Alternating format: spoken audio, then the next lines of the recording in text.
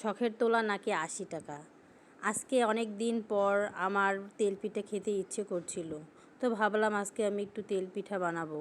আগে আমার কখনোই তেলপিঠা খাইতে ইচ্ছে ছিল না, কারণ আমার মিষ্টি জিনিসটা খুবই খারাপ লাগে, আমি খেতে পারি না।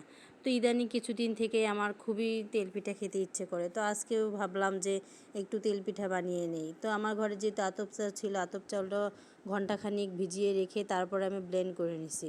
আর ব্লেন্ড করার পরে আমি ওখানে দিয়েছি পরিমাণ মতো একটু ময়দা, কারণ ময়দা দিলে পিঠাটা নরম হয়, সফট হয়। কারণ শুধু চাউলের গুঁড়ি দিয়ে বানালে পিঠাটা শক্ত হয়, আমি খেতে পারি না। আসলে আমার মতো কার কার এরকম হঠাৎ শখ জাগে অবশ্যই কমেন্ট করে জানাবেন। আর আমার ভিডিওটি ভালো লাগলে অবশ্যই শেয়ার করবেন। তো আমি এইভাবে পিঠাটা বানিয়ে নিলাম। আর পিঠাটা যখন ফুলবে না তখন আপনারা আস্তে আস্তে উপরে একটু তেল দিবেন, যাতে পিঠাটা সুন্দর করে ফুলে ওঠে। তো আমি আজকে ভালো করে এই পিঠাটা বানিয়ে নিলাম, আশা করি আপনাদের কাছে ভালো লাগবে। আল্লাহ হাফেজ।